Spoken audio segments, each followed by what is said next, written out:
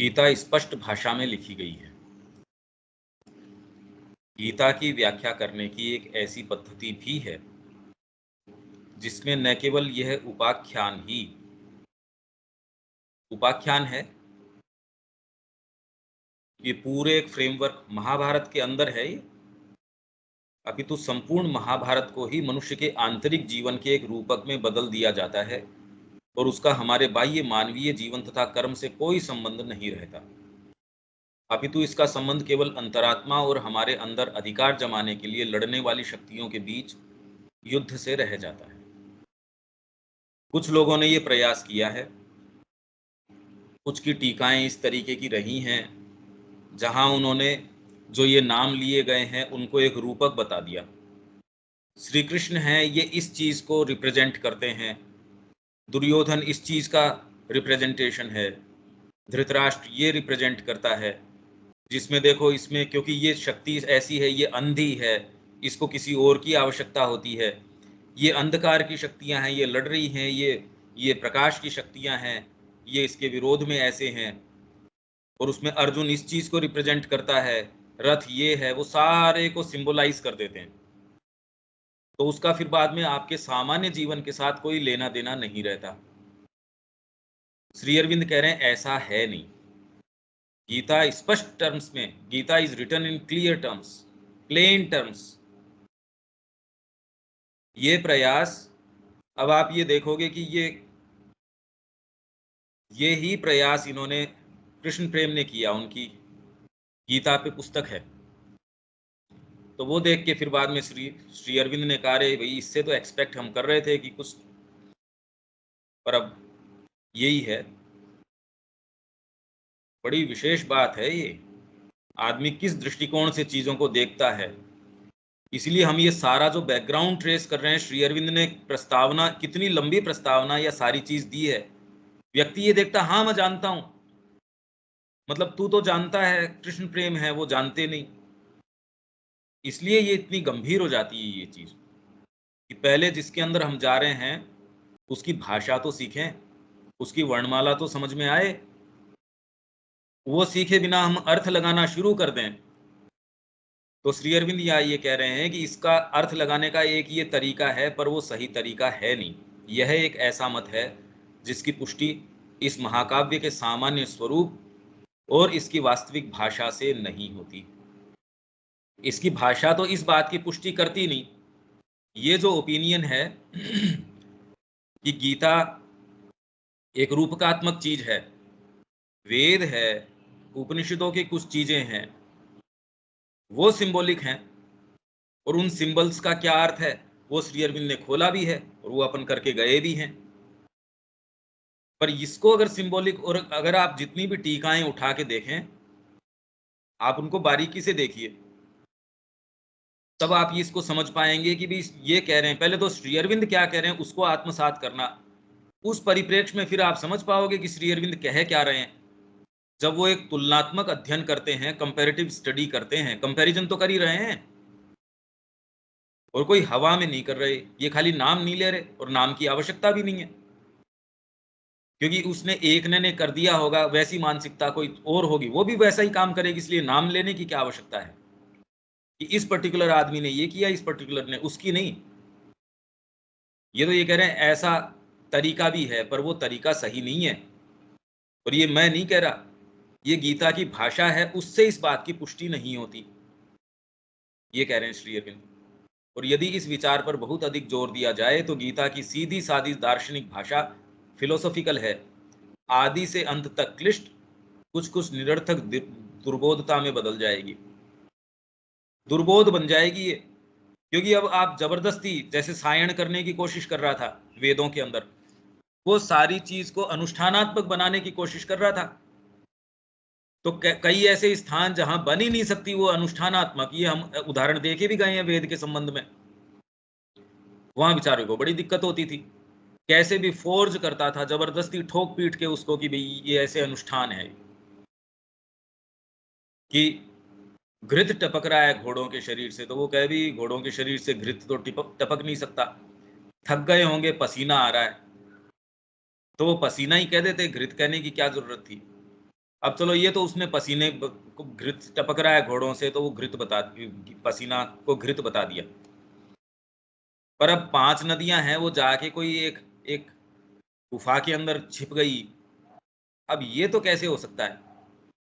या अग्नि का स्वरूप ये बताया जा रहा है, जो शुरू के अंदर की हुई अग्नि, ये काम कैसे कर सकती है? तो ये प्रयास गीता के बारे में किया गया, कुछ लोगों ने ये प्रयास किया है। उन्होंने इसकी टीका इस तरीके से कि भी अब सारों को आप कैसे, क्योंकि गीता में तो बहुत बहुत नाम आते हैं कि ये शंख बजाए, तो अब वो कैसे इसको, भाई शंख मतलब इस चीज का सिंबल है। इसमें पांचजन्यम ऋषिकेश हो, और इसमें फिर इसने ये बजाया, इसने ये बजाया। गांडीव इस चीज का प्रतीक है। बड़ा परेशान हो जाए आदमी। अब जबरदस्ती क्या, तो इमेजिन करते रहो कि अब इसमें ये है, इसमें कितनी इंजीनियरिटी चाहिए उसके अंदर, ये सोचो आप। परेशान भी हो जाए, और ऐसी चीजें उसमें घुसा दे, दुर्बोध बना दे उसको, मतलब आप सुबोध नहीं रहे, पता ही नहीं चले कह क्या रहे हैं। उसको खुद को भी नहीं पता वो क्या कह रहा है, क्योंकि उसको तो इस फ्रेमवर्क में, क्योंकि उसने एक एक मानसिकता पकड़ ली। अब कोई भी जो चीज उस मानसिकता के हिसाब से नहीं बैठेगी, जबरदस्ती उसको बिठानी पड़ेगी, उत्तर तो देना ही पड़ेगा।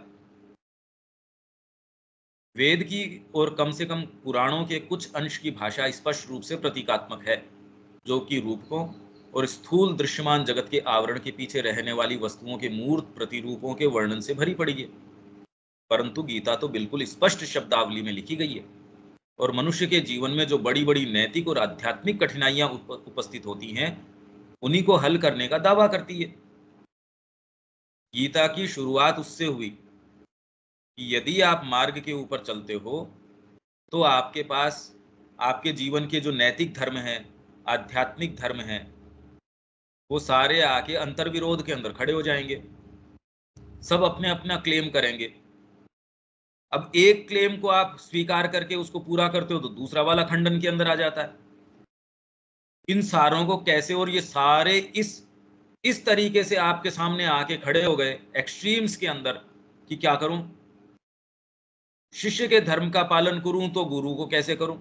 क्षत्रिय के धर्म का पालन करूं तो वो मांग कर रहा है कि इसकी हत्या करो। अरे यार, कुल धर्म के, अगर धर्म की बात करता हूं तो वो ये कहे कुल के लोग हैं ये तेरे। गीता इसी से तो वो कह रही है, संबंध में ऐसे जो जो अपने पुत्र के समान हैं, जो साले हैं, जो जो चाचा है, ताऊ हैं, कुछ दादा वगैरह हैं, तो बाई बर्थ आपके जो जो ब्लड रिलेशन के अंदर हैं, या फिर शादी के कारण आपके संबंध में आए, वो ही खड़े हैं दोनों आर्मीज के अंदर। अब कौन से वाले का आप पालन करो? पति धर्म का पालन करो, तो अब बाद में सामने उसका पत्नी का भाई खड़ा है, उसके साथ क्या करो? मतलब ये सारे के सारे इस तरीके से सामने आके कि अब कौन से वाले को करो और कौन से वाले को न करो। उस युग के धर्म खड़े हैं उसके सामने, स्त्री के ऊपर नहीं चला सकते, इसके ऊपर बाण नहीं चला सकते। ये सारे आपके सामने आके ये सारे धर्म अपना अपना रेजोल्यूशन की मांग करते हैं, और ये हर उस व्यक्ति के सामने ये धर्म आके खड़े होते हैं जो जीवन के अंदर किसी ऐसे क्रॉस रोड्स के ऊपर अपने आप को पाता है कि कोई मैं डीपर परस्यूट में जाना चाहता हूँ, देश के लिए मैं अपने आप को देना चाहता हूँ, समाज के लिए अपने आप को देना चाहता हूँ, तो इसके अंदर तेरे बच्चों का दायित्व। अब बच्चों वाला एक तरफ, और दोनों अगर साथ में एक साथ ही आपके सामने आके खड़े हो गए मान लो, अब कौन से वाले का आप पालन करेंगे? तो इसमें एक कॉमन सी है कि विदेश धर्म ऊपर होता है, तो भाई इसके लिए तो ये है। तो कहीं न कहीं एक को स्वीकार करना पड़ता है, एक को आपको दरकिनार करना पड़ता है। वही समस्या यदि आध्यात्मिक आ जाए, नैतिक और आध्यात्मिक, अब तो बहुत ही ज़्यादा तकलीफ की बात है। अतः यह अनुचित होगा कि इस स्पष्ट भाषा और सुस्पष्ट विचारों के पीछे जाकर और अपनी कल्पनाओं को संतुष्ट करने हेतु मन के अनुसार तोड़ मरोड़ कर उनका अर्थ लगाया जाए। ये श्री अरविंद कह रहे हैं कि ये तरीका नहीं है। हमको लगता है ये कहने की क्या आवश्यकता है। अब ये आप समझो कि श्री अरविंद को ये कहने की क्या आवश्यकता है। एक्चुअल में हमने कोई कंपैरेटिव स्टडी नहीं करी, श्री अरविंद की नहीं करी, तो और कंपैरेटिव स्टडी की बात ही क्या है। ये तो बार बार ये सारी चीजें श्री अरविंद जितनी भी कह रहे हैं, कोई हवा में नहीं कह रहे, वेद में भी कह रहे थे, बिल्कुल तुलना, सारी की तुलना कर दी उन्होंने जो जो उपलब्ध है आज तक। तो वैसे ही गीता के बारे में जो जो प्रचलन के अंदर है, सबका उत्तर दिया है। अगर हम देख ना जाने तो उसका कारण बताते हैं, ये वाली चीज इसलिए नहीं है, ये वाली इसलिए है, इसका उत्तर ये है, इसका उत्तर ये है, इसका ये है। पहले तो हम उस चीज को समझें, अपनी साइकोलॉजी में उन गांठों को हम रिजोल्व करें, तब तो ये समझ में आए। नहीं तो सारों की बातें अच्छी लगे, इस्कॉन कह रहा उसकी भी गीता की टीकाएं देखो आप, कितने वॉल्यूम्स हैं, कितने कितनी अलग अलग अलग अलग, और आज भी लिखी जा रही हैं इसके ऊपर। और हर जना अपनी वाली को प्रमाणिक मानता है। उस पर्टिकुलर आप आश्रम में, मत में, संप्रदाय में जाओगे, वो कह रहे हैं ये है ना ये वाली गीता। अभी कुछ दिन पहले एक हाथ में मेरे आई थी, उन्होंने कहा 5000 वर्षों से आज तक किसी ने ये रहस्य उजागर नहीं किया, पहली बार ये उजागर हुआ है, ये भी कह के किसी ने एक प्रकाशित कर दी। तो इसका तो कोई अंत नहीं है। आधुनिक मन और गीता, ये इंपॉर्टेंट बात है। आधुनिक मन वो गीता से क्या अर्थ लगाता है, और आधुनिक क्या है कि इसके अंदर बेसिकली हमारा किस तरीके का फ्रेमवर्क है। ये तब आप समझ पाओगे जब आप किस मानसिकता के हो, वो आप समझोगे। जब तक आपके स्वयं के आध्यात्मिक पुकार है नहीं, और सीरियस और सिंसियर पुकार नहीं है, आपको सेंस ही नहीं है गीता कह क्या रही है। हाँ, पर गीता के अंदर हर जने के लिए कुछ न कुछ है। आप जितना निकाल पाओगे आपकी योग्यता के हिसाब से उतना जरूर निकाल लाओगे। तो आधुनिक मन और गीता, आधुनिक मन अभी भी यूरोपीय मन है। ऐसा क्यों कह रहे हैं ये कि आधुनिक मन और गीता, क्यों करी ये बात? क्योंकि गीता के ऊपर जो तिलक की और की जो कमेंट्रीज हैं, वो जनरली इसी को रिजोनेट कर रही हैं। उसमें कोई डीपर तत्व नहीं लेके आ रही। कर्म ऐसे करना चाहिए, वो नैतिकता से ऊपर ही नहीं जा रहे। वो सारे को एक नैतिक रंग के अंदर रंग देते हैं, और लोग उनको इतने प्रभावित होते हैं उन टीकाओं से, क्योंकि उतने तक वो उनकी पहुंच है। तो मैंने ये कर दिया, मेरा कर्म योग हो गया, मेरा भक्ति योग भी हो गया। भाई यदि आप पूरे को पकड़ोगे तो उसी दृष्टिकोण से, उस रंग से सारे को रंग भी दोगे।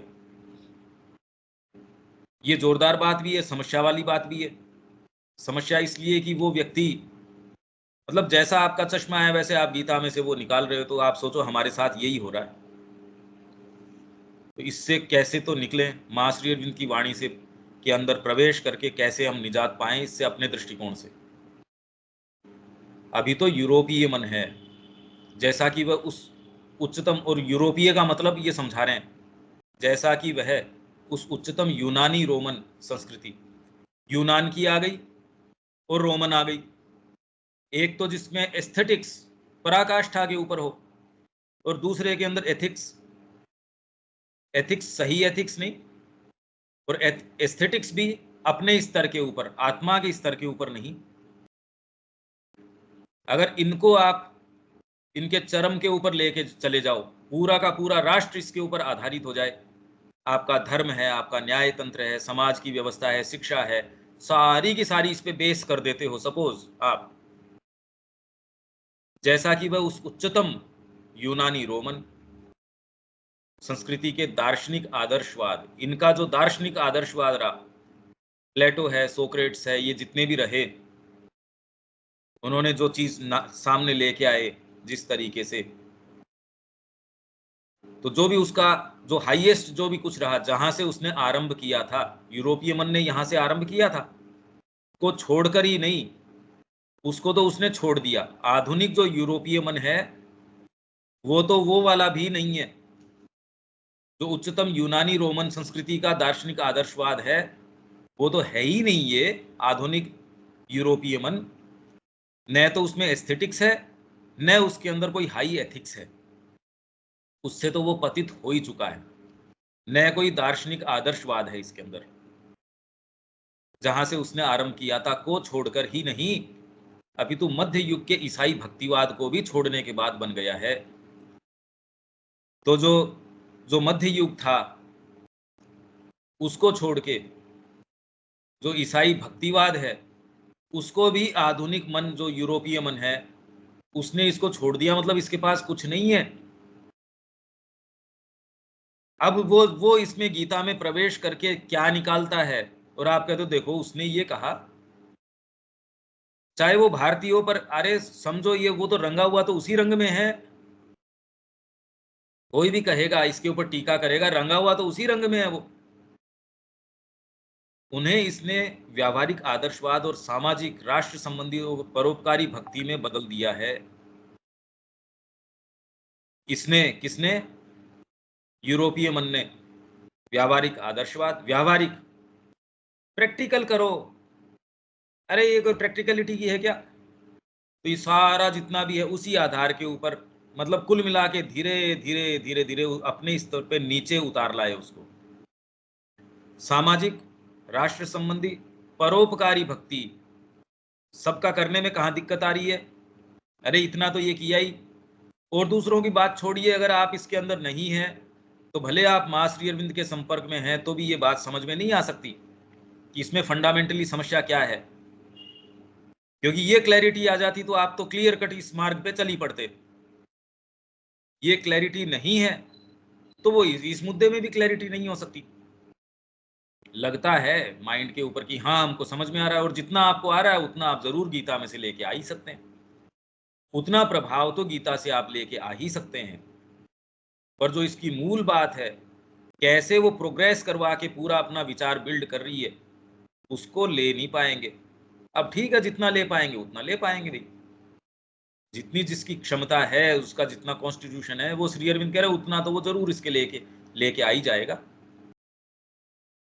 इसने भगवान से छुटकारा पा लिया है, आधुनिक मन जो है उसने, या उसे केवल रविवार के उपयोग के लिए रख दिया है।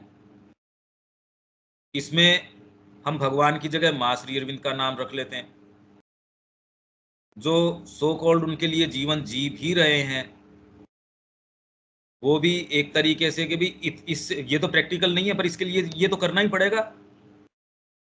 वो व्यक्ति जी भी रहा है तो भी इसमें तो ये तो करना ही पड़ेगा। तो बेसिकली उसने पड़ेगा शब्द इतना चारों तरफ हैज बना दी भगवान के या मां श्री अरविंद के चारों तरफ, तो वो अच्छी एक मूर्ति के रूप में रह गया। हाँ भाई, मैं इधर से गुजरता हूँ, दिखती है मूर्ति, मेरे कमरे में से भी दिखती है, मतलब आपकी हर चीज में आप सोचते तो यही हो, होता नहीं है वो।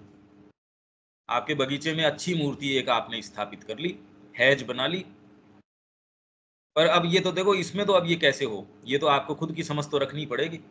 इसमें तो अब परिवार तो देखो प्रैक्टिकली ऐसे चलेगा, अब इसमें तो, इसमें माँ क्या करेगी, इसमें ये क्या करेगा, या अपने अपने तरीके के जो भी हैं।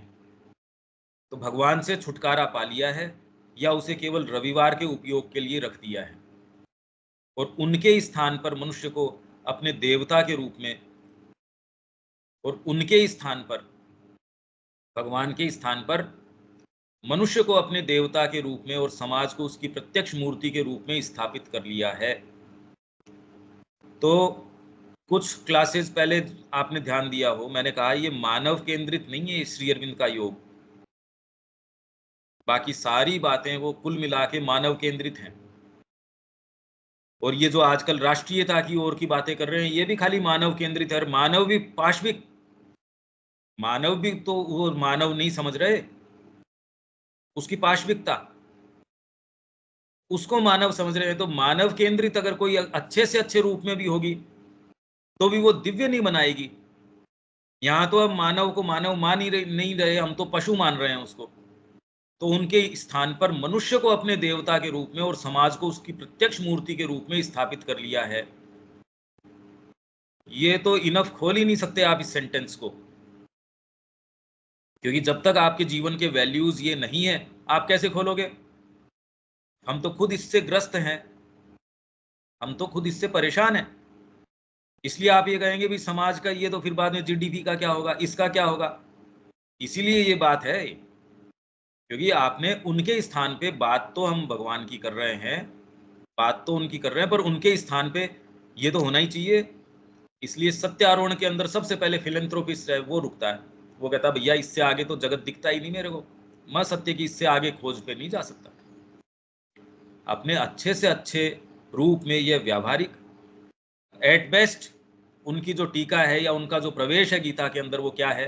व्यावहारिक, प्रैक्टिकल, नैतिक, मोरल, सामाजिक, इसके अंदर आपका सोशल, लौकिक, जो ये सारा इहलोक की बात कर रहे हो, परोपकारवादी, मानवतावादी।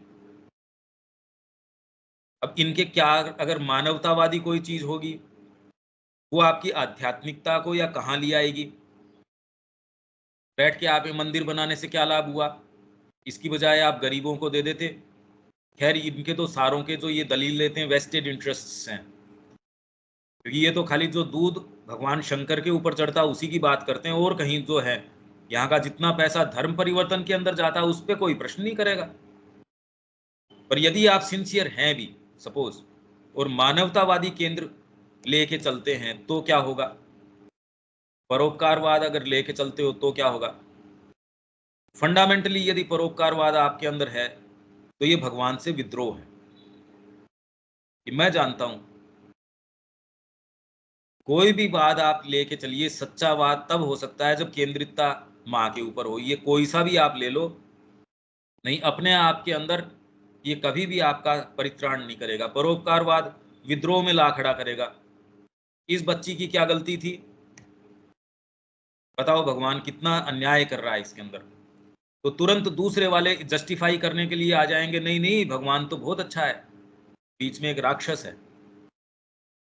तो तुमने फिर बाद में भगवान की सर्वशक्तिमत्ता है इस विचार का तो खंडन कर दिया। इनकी यदि आप सारी चर्चाएं, ये जितनी भी ये श्री अरविंद एक लाइन में कह रहे हैं, पर इतनी इतनी सारी चर्चाएं, सारी टीकाएं, ये जो जितनी भी हैं, वो सारे को समअप कर दिया श्री अरविंद ने फंडामेंटली।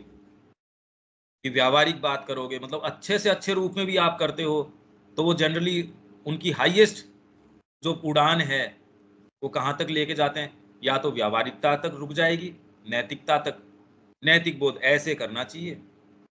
तो अर्जुन को तो नैतिक बोध तो रखा ही नहीं। आप गीता से नैतिक आदर्श कैसे निकाल पा रहे हो? सामाजिक, उसने तो बेचारे ने ये कहा कि फिर बाद के अंदर हमारे पितर हैं उनका तर्पण कौन करेगा? स्त्री हैं, जो इंटरकास्ट मैरिज होनी शुरू हो जाएगी, वर्ण संकर हो जाएगा, तो हमारे जो पितर हैं वो जो है ऊपर अपने लोक से नीचे गिर जाएंगे, क्योंकि तर्पण करने वाला कोई होगा नहीं। स्त्री जो है वो दुष्टासु जाता है, स्त्रियां दुष्ट हो जाएंगी। जब वर्ण की व्यवस्था ही नहीं रहेगी, ये सारी दुष्ट हो जाएंगी, समाज की व्यवस्था भंग हो जाएगी। तो अर्जुन तो ये बात कह रहा था। तो आप गीता से ये अर्थ क्या निकाल रहे हो कि भगवान उससे असामाजिक काम करवा रहे हैं, लौकिक? वो तो लौकिक की बात कर रहा था यार, मैं त्रिलोकी को का भी मेरे को तो नहीं चाहिए। ये रक्त रंजित भोग हैं, मैं इनको मार के, आप कह रहे हो फिर तू भोग भोगना, साम्राज्य करना, मैं मार डालूं सारों को, फिर मैं राज्य करूंगा किसके ऊपर? उस खून के ऊपर राज करूंगा। जिस जगह मैं जाऊंगा वहां की स्त्रियां कहेंगी उनको सबको तो आप मार के आए हो, हमारे घर को तो आपने उजाड़ दिया, उसके बाद हमारे ऊपर राज्य कर रहे हो। तो लौकिक, ये भी आप शिक्षा नहीं दिलवा सकते गीता से। परोपकारवादी, ये तो वो कर ही नहीं रहा, परोपकार तो कर ही नहीं रहा। और मानवतावादी, और सारे के सारे एट बेस्ट क्या कर रहे हैं? गीता से ये शिक्षा दिलवाने की कोशिश कर रहे हैं। और दूसरों की बात क्या, यदि हमसे पूछा जाए कि इसका सच्चा मर्म क्या है, हम तभी उत्तर दे पाएंगे जब हमारे क्लियर कट ये है कि माँ के चरण ही एकमात्र हैं और हमने जीवन में इस चीज को लागू किया है। कि हम कह नहीं सकते इसके बारे में, पढ़ लो, चाहे पढ़ने से थोड़ी होता है। वह केवल मानवता में निवास करता है, केवल मानवता में निवास करता है वो। उसके वैल्यूज वही हैं, उसके सारे वैल्यूज अभी जो समाज के अंदर जो आप में मैस्मेरिज्म है, वही आपके वैल्यूज हैं। और गीता हमें भगवान में, जबकि गीता क्या कह रही है? भगवान में, हालांकि जगत के लिए भगवान में निवास करने के लिए कहती है। ये तो हम सुबह पढ़ ही रहे थे। ये कहीं पलायन करने की न, माँ श्री अरविंद कह रहे पलायन करने की बात। पलायन करने की तो अर्जुन कह ही रहा था कि मेरे को ये कोई भी नहीं चाहिए, मेरे को इन कोई भी चीजों की आवश्यकता नहीं, त्रिलोकी के राज्य की भी मेरे को तो आवश्यकता नहीं है। इनको तो समझ नहीं है, हमको तो समझ है। तो भगवान तो उससे कह नहीं रहे ये बात, उससे तो युद्ध करवा रहे हैं, उससे तो पलायन उसको तो करने नहीं दे रहे। वह आधुनिक मन केवल अपने जीवन, हृदय और बुद्धि में ही निवास करता है। और हृदय का क्या अर्थ है, ये हम सुबह पढ़ के गए ही हैं। हृदय मतलब क्या, और बुद्धि में ही निवास करता है, और गीता हमें आत्मा में निवास करने के लिए कहती है। एट बेस्ट कह रहे हैं श्री अरविंद, क्योंकि जो टीकाएं हैं तिलक की और की, ये एट बेस्ट जो है बुद्धि का प्ले।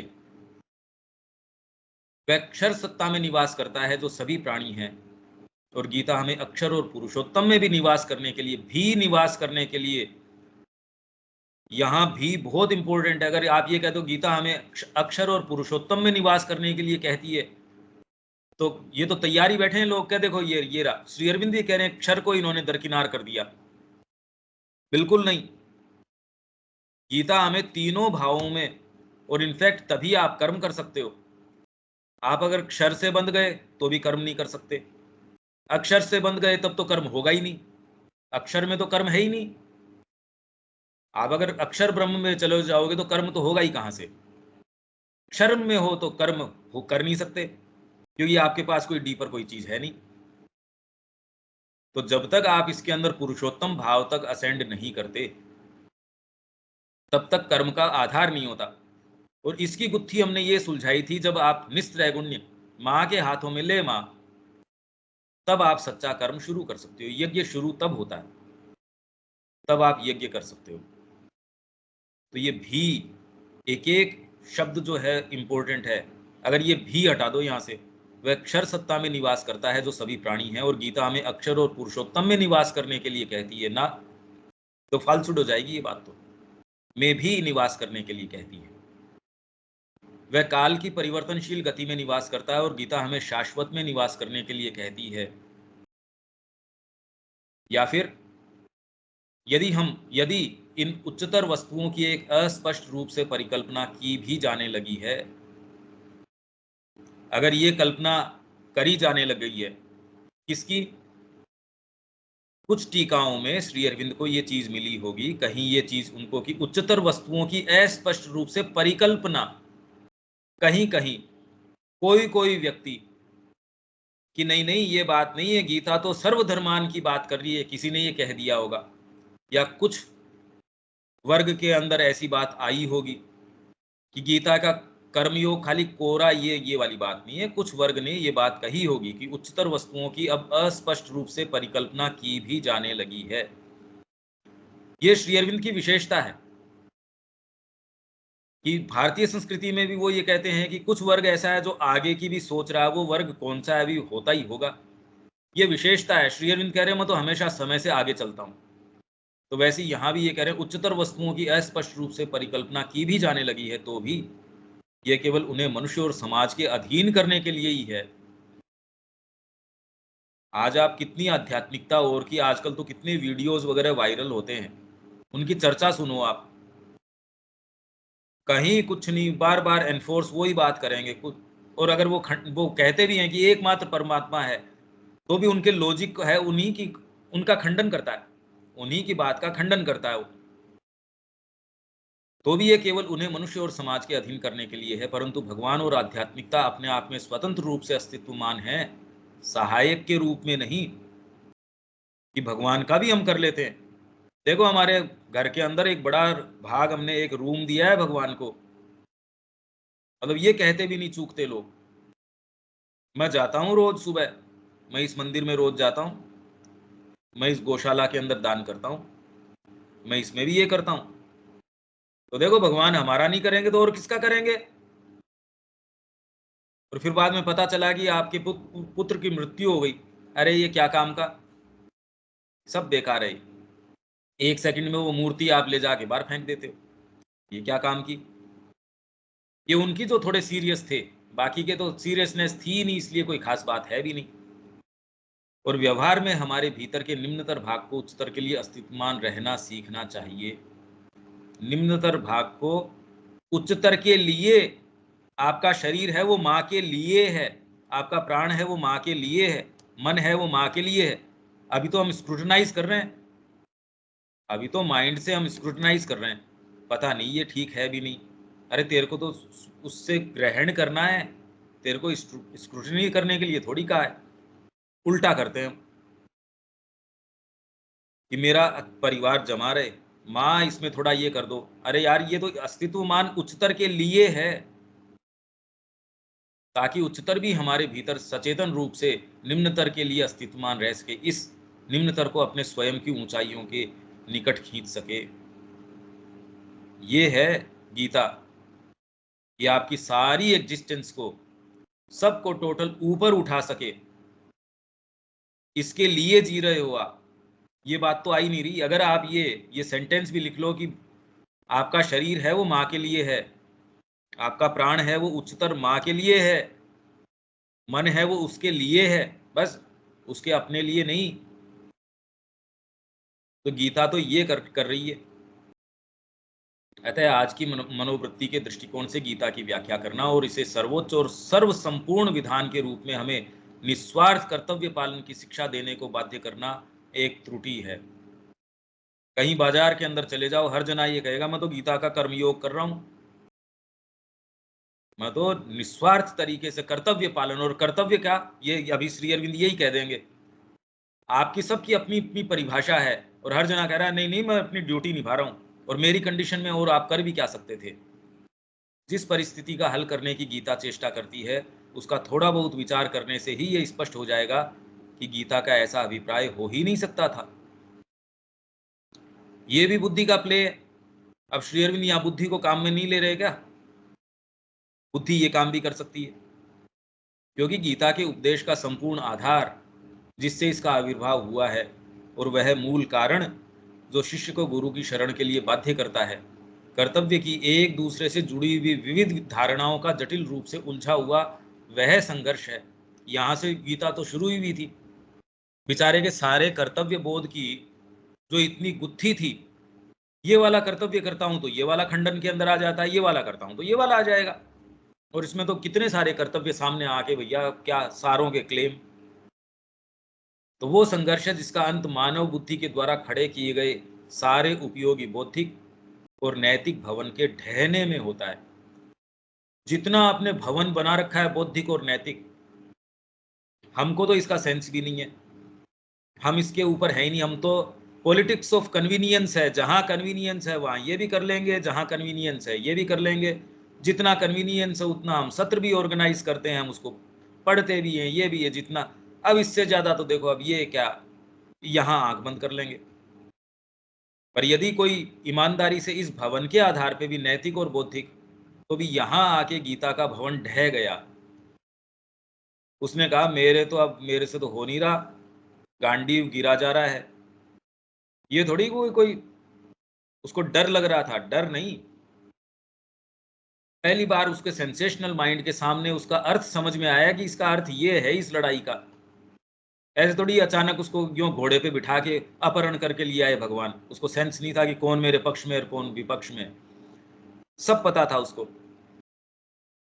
एक दिन में प्लानिंग हुई नहीं, तो वो वहां आके उसके क्या हो गया भाई, हालत पतली कैसे हो गई। कह रहा मेरा तो मुंह सूखा जा रहा है, त्वचा दह्यती, जल रही है मेरी तो, रोमहर्ष खड़े हो गए मेरे। मेरे से तो मेरी तो बुद्धि जो है एकदम भ्रमित हो चुकी है, मेरे कुछ समझ नहीं आ रहा। तो सारा जो बौद्धिक और नैतिक भवन है, जैसे ही आप ये कि मेरे को आज बैग बैग अपना पैक करना है और अब निकलना है माँ के लिए, तो आप देखोगे आपकी प्रकृति जो रोना शुरू करती है, जिस तरीके की वो चीत्कार करेगी। जिन्होंने ऐसे क्षण जीवन में महसूस किए हैं वो जानेंगे कि उनकी प्रकृति क्या कहती है। दूसरों के भवन नहीं ढहते ये।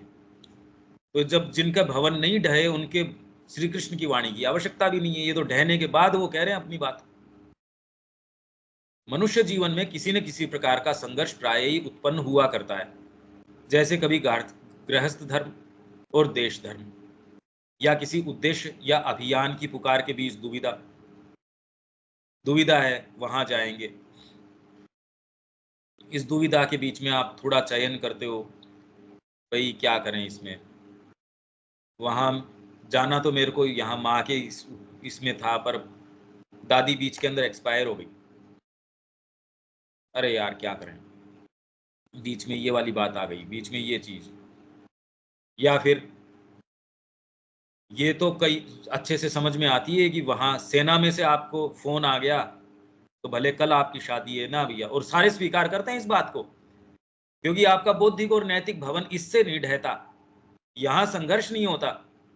मनुष्य उस मनुष्य विशेष के अंदर या उस परिवार में तो थोड़ा बहुत हो जाएगा, पर क्योंकि एक समाज में एस्टेब्लिश्ड है, इसलिए किसी को तकलीफ नहीं होगी। आपको यूँ समय नहीं मिलेगा आश्रम में जाने के लिए, अगर कोई मर जाएगा तब आप चले जाओगे। तब आप समय पे चले भी जाओगे, पर आपका कोई प्रोजेक्ट है उसके लिए नहीं जाओगे। मर जाएगा तो आपके पास दिन है, 12 दिन बैठे भी रहोगे। आपके पास रिसोर्सेज भी आप कहीं से व्यवस्था कर लोगे, समय की भी कर लोगे, इनकी भी कर लोगे, उसकी भी कर लोगे। क्योंकि समाज इसको सही उचित ठहराता है। आपकी बुद्धि भी उसको उचित ठहराती है, हाँ, क्या करें? दूसरे भी कहेंगे भई देखो इसमें तो अब छुट्टी लेनी ही पड़ेगी। भई वहाँ पौंडीचेरी में माँ के पास जाना है तो नहीं, छुट्टी नहीं मिलेगी, यहाँ काम करते रहो। वहाँ अकाल पड़ रहा है इसके अंदर, हाँ, अगर ये आपके है तो हाँ, ठीक है भई इतना तो करना ही चाहिए। या फिर पत्नी उसकी भई ये क्या करे वो उसके, हाँ, अरे इसमें तो करना ही ज़रूरी है, इसमें तो बहुत ज़्यादा ज़रूरी हो गया। हो गए माँ बीमार है उसमें तो हाँ, ठीक है भई माँ तो कोई क्यों तेरे दूसरा भाई नहीं है क्या? भई पत्नी बीमार है इसमें तो सारों को समझ में आ जाएगी, अरे, अरे, अरे बहुत ज़रूरी है ये तो। ये दलीलें दी जाती है। कैदियों के तो ये दलीलें बहुत ही दी जाती है जी, उसकी पत्नी को जो है दिक्कत है, इसको थोड़ी-सी बेल दी जाए इतने दिन की। तो ये एस्टेब्लिश्ड है समाज के अंदर। वो ये भगवान की ओर जाना चाहता है, ना, ये कोई काम थोड़ी है। बारीकी से देखो आप इन चीज़ों को। ये इसलिए हमारे सामने अराइज़ नहीं होती, क्योंकि जो वाली अराइज़ होती है उनको समाज स्वीकार करता है, वो हम कर कर गुज़रते हैं। उनमें भी संघर्ष तो होता है, पर वो हम सहन कर पाते हैं, या फिर बाद में उसके बीच का कोई कोई कुछ किस तरीके से निर्णय करेगा, कोई किस तरीके से, यार मेरी ड्यूटी है अब क्या करें? हेल्थ तो ठीक नहीं है पर अब मेरे को तो नौकरी है, सुबह 4 बजे की बस मेरे को ड्राइव करनी है अब। हाँ भैया चलेंगे। ऐसों को कहेंगे बड़ा कर्तव्यनिष्ठ आदमी है। और तो इससे ज़्यादा तो हम देखते ही नहीं। या फिर बाद में हम ऐसे उदाहरण कि वो वकील थे, वहाँ लड़ रहे थे केस, किसी ने कान में आके कहा जी आपकी पत्नी की मृत्यु हो गई है, या आपके घर पे इसकी मृत्यु हो गई है। किसी को कुछ पता चला नहीं, बड़े तरीके से उन्होंने सारा काम किया। जब केस पूरा खत्म हो गया उसके बाद किसी ने पूछा क्या हुआ, तब पता चला कि ओहो! अरे! ये तो बड़ा कर्मयोगी है। उसको आप कह देंगे ये कर्मयोगी है। क्योंकि ये वाली भी बैलेंसिंग हमारे नेचर में देखने को बहुत कम मिलती है। तो गीता जहाँ तक बिल्ड करके लेके जा रही है वो तो बात ही कहाँ है। आप हाँ, गीता पढ़ ली, हाँ, हमने समझ ली। हाँ, ठीक है जितना आप उसमें से लेके आ सकते हो वो है, पर अगर ये मुद्दे नहीं समझते, और आपकी क्षमता भी तो कोई लिमिटेड नहीं है। आप उसको और वर्धित कर सकते हो, बढ़ा सकते हो। आप जितनी मुट्ठी आप अभी लेके आए, आप उसको ज़्यादा भी लेके आ सकते हो उसमें से। कभी स्वदेश के दावे और मानव जाति की भलाई, या किसी बृहत्तर स्वदेश का दावा और मानव जाति, अरे गोली मारो इसके, सेना के ऊपर खड़ा है तो कहते रहे मानव जाति का नुकसान हो रहा है। अरे मानव जाति किसकी, इस समय तू जिस जिस देश की ओर से लड़ रहा है, बम बम बरसा इसके ऊपर। उसमें आपकी काबिलियत इसके ऊपर है कि आदेश को कितना अच्छे से पालन करते हो। उसमें आप चाहे न्यूक्लियर बॉम्ब डाल रहे हो, आप ठीक कर रहे हो अभी, और क्या करोगे आप? स्वदेश का दावा और मानव जाति की भलाई, आप तो यहाँ मानव जाति का सफाया कर रहे हो। तो ये दोनों अंतर विरोध में आ गए। या किसी बृहत्तर धार्मिक या नैतिक सिद्धांत के बीच संघर्ष। धार्मिक आपके कोई सिद्धांत है, या नैतिक कोई सिद्धांत है। धर्म कह रहा है ये वाली चीज़ नहीं कर सकते। नैतिक सिद्धांत ये कह रहा है यार इसको एक बार दरकिनार करो, मैं तो इसको पिलाऊँगा। कावड़ का पानी वहाँ से लेके आए, वो गधा जो है बीच के अंदर प्यासा था। धर्म तो ये कह रहा ना बीच के अंदर किसी को नहीं, है तो सीधे आके यहीं चढ़ना चाहिए। उन्होंने कहा होगा ये धर्म, मेरे अंदर एक दूसरी चीज़ है, मैं तो यहीं पिलाऊँगा। तो दूसरे जो उनके साथ थे जिनको सेंस नहीं था, वो कह देखो ये तो बीच के अंदर ये भ्रष्ट हो गया, इसकी तो कावड़ चढ़ेगी नहीं। जाके पता चला जी वहाँ शंकर जी के कावड़ तो सबसे पहले इसकी आ गई। यहाँ तक कि एक आंतरिक संकट या समस्या भी उत्पन्न हो सकती है। ये सारे के सारे अंतर विरोध जो सिंसियर व्यक्ति है उसके आ सकते हैं। हम महसूस क्यों नहीं करते, उसका कारण बता ही दिया क्यों नहीं करते। हम तो सुविधा की राजनीति कर रहे हैं। असुविधा जहां महसूस होती है उसमें नहीं यार ये नहीं, उसमें फिर बाद में जो पुराणों से कोई कथा लेके जस्टिफाई करना है वो कर देंगे, श्री अरविंद का कोई लेना है वो कर लेंगे, नहीं कर पा रहे हैं तो आंख बंद कर लेंगे, कहते हैं यार नहीं ये नहीं। यहाँ तक कि एक आंतरिक संकट या समस्या भी उत्पन्न हो सकती है, जैसी कि गौतम बुद्ध के जीवन में उपस्थित हुई थी, गौतम बुद्ध के जीवन में हुई, फिर बाद में विवेकानंद जी के जीवन में। अरे भाई कोई भी गया है, सारे के सारे जो आपके ये दयानंद जी गए थे, कि दयानंद जी नहीं, ये योगानंद जी, योगानंद जी जब गए थे उनके पिताजी वहां गए कि मैं तेरी नौकरी फिक्स करके आया हूँ, जो साहब लोग हैं उनसे मैंने तेरे लिए सिफारिश करके नौकरी। उनका हो ये तो संकट की स्थिति पैदा हो गई। तुरंत जाके वो जो गुरु जी थे उनको कहा भगवा पहनाओ मेरे को जल्दी से। तो ये संकट की स्थिति, तो अगर आप जाओगे कहीं भी, अरे मतलब मार्ग पे आप जाओगे तो पीछे वाली छोड़नी पड़ेगी, आगे जाना पड़ेगा। आप यात्रा भी करोगे तो पीछे छोड़ना पड़ेगा, आगे जाना पड़ेगा। इसको कहो पीछे इसने त्याग कर दिया, अरे यार त्याग की क्या बात है। जैसी कि गौतम बुद्ध के जीवन में उपस्थित हुई थी, जिसमें अंतस्थित भगवान के आदेश का पालन करने के लिए सभी कर्तव्यों को त्याग देना, कुचल डालना और एक और फेंक देना होता है। मैं नहीं सोच सकता कि गीता इस प्रकार के आंतरिक संकट काल का समाधान बुद्ध को पुनः अपनी पत्नी और पिता के पास भेजकर उन्हें पुनः शाक्य राज्य की बागडोर हाथ में देकर करेगी। और हम में से ये क्या कहेंगे, यार तेरे पास साधन है, तू सारों को बौद्ध बना। यहां बैठ के अगर भगवान का भजन नहीं हो सकता, तूने तो अपूर्ण बात कर दी। ये तो दिव्यता की क्या बात है फिर बाद में, कुछ नहीं। और बुद्ध को भ्रमित नहीं कर सकते। जब वो गए उनके पास भिक्षा लेने के लिए, तो उसने कहा इस राहुल का क्या करना है। उन्होंने कहा करना क्या है, बौद्ध भिक्षुक बनाओ। जबकि हम में से जो है, अगर उनसे ये पूछा जाए तो कहे ना ना, मैं तो माँ का हूं, मेरा बेटा माँ का नहीं है, या मेरा ये माँ का नहीं है, मेरा ये ऐसे नहीं है, ये ऐसे नहीं है। अंतर विरोध है हमारे अपने अंदर, कॉन्शियसली नहीं होगा पर ऐसे भाग हम कैरी कर रहे हैं। इसलिए एक भाग कुछ निर्माण करता है, दूसरा उसको खंडित कर देता है। भी आप 2 कदम ऊपर बड़ी मेहनत से चढ़ो, पीछे से खींच के 4 जनों ने आपको पीछे उतार लिया, तो आप कहे यार थक गए तो चढ़ते चढ़ते। नहीं, ये एक रामकृष्ण को किसी स्वदेशी पाठशाला में पंडित बनकर छोटे बालकों को निष्काम भाव से पढ़ाने का निर्देश करेगी। उनके भाई ने ये कहा कि भाई इसमें क्या शिक्षा से क्या पेट कैसे भरेगा, क्या फिर मेरे को नहीं जाना। अब रामकृष्ण जी क्या रामकृष्ण जी होते यदि वो ही मानक स्वीकार कर लेते, या ये बुद्ध बुद्ध होते, जबकि उनकी तो नियति के अंदर था या तो चक्रवर्ती सम्राट बनेगा या फिर बाद में कोई स्पिरिचुअल लीडर बनेगा ही। देखो आप, नहीं ये एक विवेकानंद को अपने परिवार के भरण पोषण करने के लिए, विवेकानंद जी की क्या स्थिति थी, घर की बड़ी खराब स्थिति थी। वहां जो उन्होंने निर्णय लिया, अब उसके अंदर तो गीता उनको, तो ये जो आजकल के जो मानसिकता के लोग हैं वो तो कहेंगे यार ये गलत बात है। आपके समक्ष भी अगर वो वाली बात हो, भले आपने गीता पढ़ ली हो, तो भी कहीं न कहीं आप ये कहेंगे यार ये तो इसीलिए चाहे भारतीय संस्कृति की बात हो, चाहे गीता की किसी की भी बात हो, अगर आपके एटीट्यूड अपना ये नहीं है और हमारे लिए माँ श्री की अन्यता ये नहीं है, तो गीता जो इसके निष्कर्ष के ऊपर जा रही है वो हमको नहीं समझ में आ सकता। न भारतीय संस्कृति के निष्कर्ष हमको समझ में आ सकते और न इसकी समझ में आ सकती। नहीं, यह एक विवेकानंद को अपने परिवार के भरण पोषण करने के लिए बाध्य करेगी और इसके लिए निष्काम रूप से वकालत या चिकित्सा या पत्रकारिता का पेशा अपनाने को कहेगी, जबकि उनके समस्या बड़ी भारी थी। विवेकानंद जी की तो घर की स्थिति जो थी, उसमें तो ऐसी बात करना भी आपको लगेगा कितनी अपराध की बात कर रहा है, तू तो अपने कल्याण की सोच रहा है, ये तो बड़े स्वार्थ की बात है। गीता निस्वार्थ कर्तव्य पालन की नहीं, अपितु दिव्य जीवन के अनुसरण की शिक्षा देती है। सर्वधर्मान, सभी धर्मों का परित्याग करके एकमात्र परमात्मा की ही शरण ग्रहण करने की शिक्षा देती है।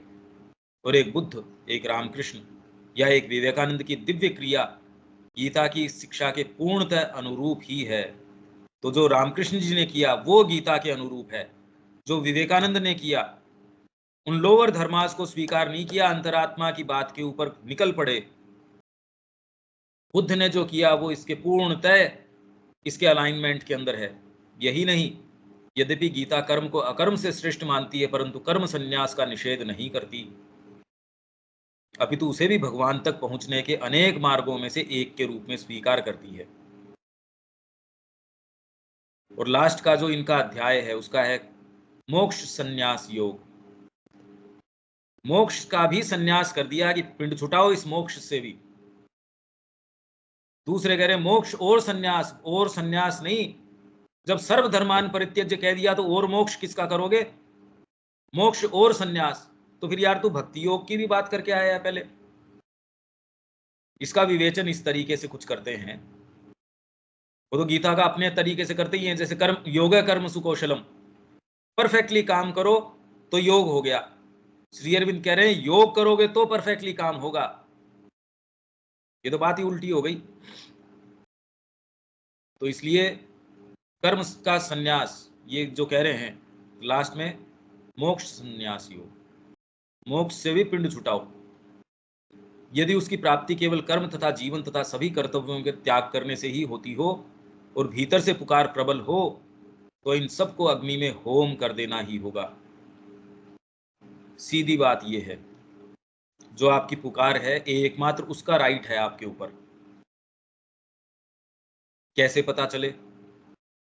आपको तो दर्ज कर चुकी है एक बार। तो आप जितने भी बैठे हैं वो बैठे ही इसलिए हैं।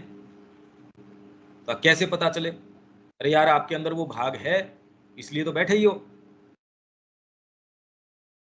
उस भाग के आधार पे फिर ये जो बीच में sense of practicality, sense of ये नहीं, उससे पूछो।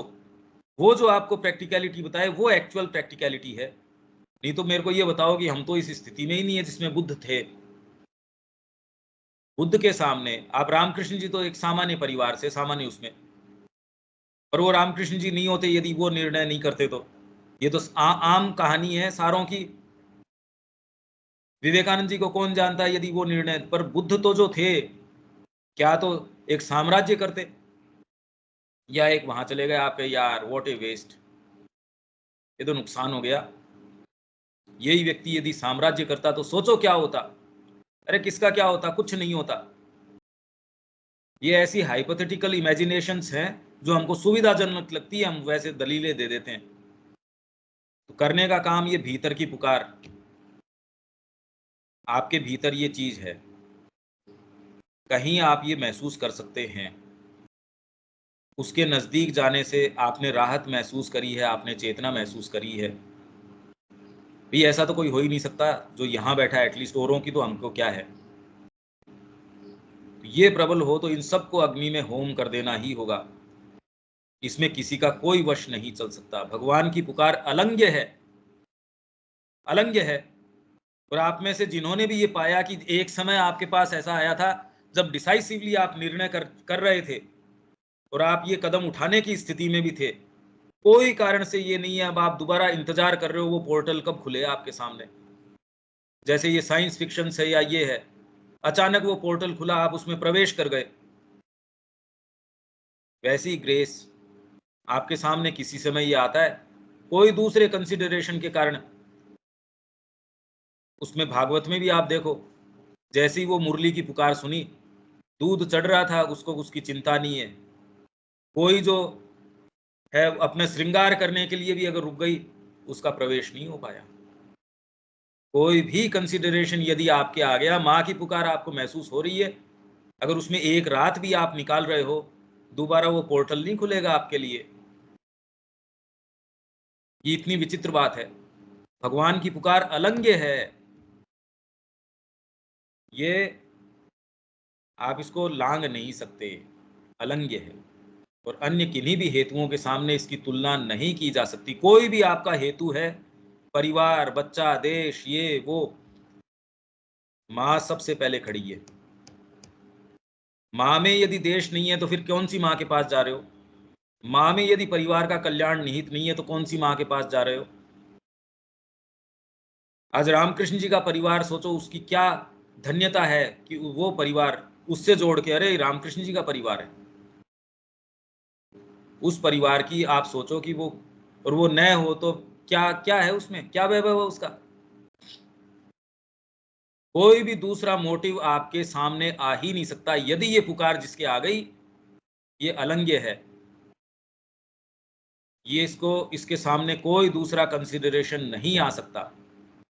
ये हम सब के लिए है जो यहाँ बैठे हैं। इसमें अब कोई प्रश्न है क्या,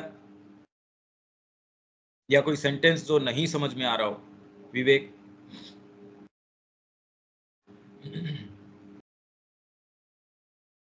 जितनी बातें हुई और जो सेंटेंस हुआ सारा तो समझ में आ रहा है। ये भी समझ में आ रहा है कि बार बार जो ये बोला जाता है कि अपने आप को देने का, और वो इतना महत्वपूर्ण क्यों है, वो जो अवसर आता है, सारी चीजें बताई जा रही। तो एक्चुअली जब वो पुकार हो तो उस समय डिसीजन लेने की जरूरत है।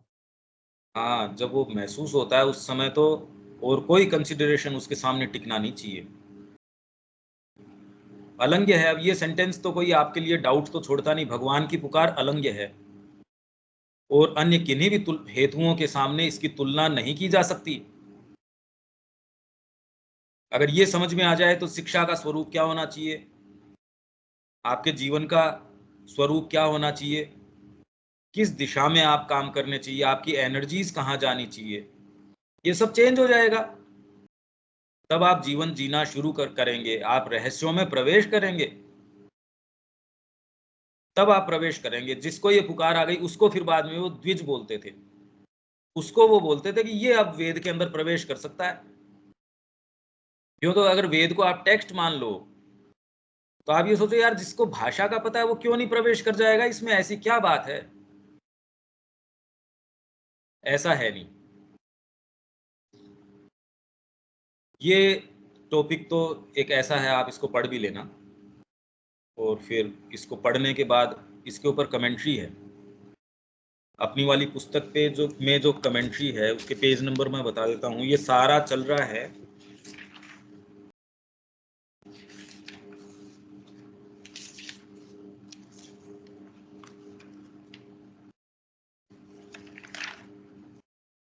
इसमें, अगर खोल के आप देखेंगे शुरुआती पेजों के अंदर ही है। ये लगभग 35, 37, 38, 39, 40 इनके आसपास ये सारी जो आपके जो 7-8 पॉइंट जो शुरू के हैं, ये एक तरीके से ये बेस। हेलो? हमने हाँ, आज जो पढ़ा उसका भी कमेंट्री है भैया, अभी जो हमने पढ़ा। ये तो सीधा सीधा है। ये 35 नंबर पेज के आसपास आप देखोगे, आपको ये टेक्स्ट मिल जाएगा। ये आधुनिक मन और गीता का भी कमेंट्री किया हुआ है हाँ क्या? हाँ, इसके ऊपर मिल जाएगा ये। इस पे ये आपको इस पे मिल जाएगी कमेंट्री हो। ये तो खैर अपने सारी बात कर ही ली। आधुनिक मन किस तरीके से इसको डील करता है गीता को, इसके ऊपर है कि आधुनिक मन तो कर्मण्यवाधिकारस्ते, इसी के ऊपर अपनी सारी, बस सारे को यही करे, ये दे दिया बस। माँ फलेषु कदाचन, बस फल की आशा मत करो। आपके जो इन्होंने इसके ऊपर कड़ी भी बनाई, सीरियल भी बनाया, तो मेन इसको, क्योंकि यही चीज समझ में आती है बस इनके, इसीलिए इसको एक सबसे ज्यादा प्रोमिनेंस के अंदर ला के कि देखो ये है कर्मण्येवाधिकारस्ते। श्री अरविंद दूसरी बात कह रहे हैं, वो तो कह रहे हैं ये है सर्वधर्मान परित्यज्य। अब वो कहते किसके समझ में आती है ये बात? यदा यदा ही धर्मस्य, वो फिर बाद में उसको भी ले आएंगे, ग्लानिर्भवति भारत। उसका फिर बाद में श्री अरविंद कह रहे तुम जो समझ रहे हो वो वैसा नहीं है। तो ये इस पे है कमेंट्री, आप इस पे खोलो। ये सारे पे जो है आप पूरी गीता फट फट फट फट अपनी जो ये जो कमेंट्री है वो पार्ट भी पढ़ोगे तो आपकी तैयारी रहेगी। उस पे एक उस पे पर्सपेक्टिव दिया गया है कमेंट्री में, आपको समझ में आ जाएगा। ठीक है, यहाँ दीपक कोई बात कहनी है?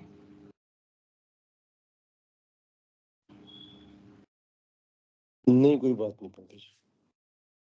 अभी तो बेसिकली ये सारा फ्रेमवर्क और बैकग्राउंड, उसमें कोई एक्चुअल मुद्दे नहीं ले रहे। एक्चुअल तो फिर अपने को भी यहाँ कोई भी वैसे नहीं आएगा कि आप भगवान ये कर रहे हैं वो तो ये तो फ्रेमवर्क है।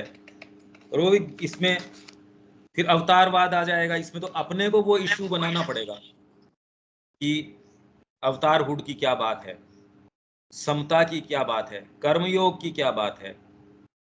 ये तो अपने को फिर बाद में एक एक एक एक एक एक इसमें गीता एज सच तो ले नहीं रहे ना। और ले भी कैसे सकते हैं, अपन तो एक एक संचयन की बात कर रहे हैं। इसमें तो अब सावित्री का क्या छोड़ो और क्या ले, सिंथेसिस का क्या छोड़ो क्या ले, तो उसमें तो कहीं तो आपको कि भाई इतना ही ले सकते हैं, तो इसमें तो आपको एक ब्रॉड फ्रेमवर्क आएगा। पर हाँ, अपन इसको और डेप्थ में जाने का एक माध्यम बना लेंगे। इसमें और भी कोई अगर आपके कोई टर्म्स हों, जैसे अपन ने पिछली टर्म्स ली थी, समता अभी बाकी है, समता इसमें आ भी जाएगी। उसमें जहां जो कमेंट्री है और है वो यथास्थान लेते चलेंगे। यहाँ विराम देते हैं, कल मिलते हैं। जय श्री मां।